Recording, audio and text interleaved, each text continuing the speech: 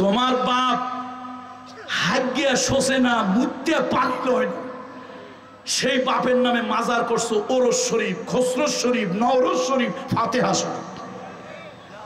Hagia কি করে নাই? মুত্যে কি করে নাই? সেই বাবার নামে কত কিছু। আবু বকর সিদ্দিক দুনিয়ার বাবাদেরও বাবা, দুনিয়ার বাবাদেরও আবু বকর সিদ্দিক। সে আবু বকর সিদ্দিক তাকে পিছনে রেখে আবু দরদা হাঁটতেছিলেন, সহ্য হয় নাই রাসূলুল্লাহ সাল্লাল্লাহু আলাইহি ওয়াসাল্লামের। খবরদার আবু দরদা, আমার আবু বকর সিদ্দিক তার সামনে দিয়ে হাঁটবে না।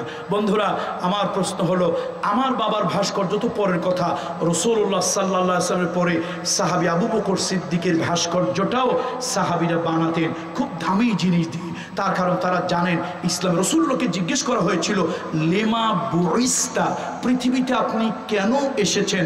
রাসূলুল্লাহ বলেছিলেন, বুইস্তু লিকাসরিল আসনাম। সুতরাং আমাদের মুসলমানদের কথা এক, ভাই ইবাদত কার হবে? ইবাদত কার হবে? মাথা ঝুঁকানো কার হবে? বন্দেগি কার হবে? দাসত্ব কার হবে? হুকুমের তাবেদারি কার হবে?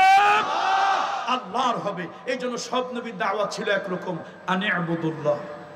বলেন আনি'বুদুল্লাহ, আনি'বুদুল্লাহ, আল্লাহর ইবাদত করো, আল্লাহর ইবাদত করো, শয়তানের নয়, পীরের নয়, পরীর নয়, ভাস্কর্যের নয়, আগুনের নয়, মোমবাতির নয়, আগরবাতির নয়, পাহাড়ের নয়, সূর্যের নয়। আনি'বুদুল্লাহ, ইবাদত কার করো?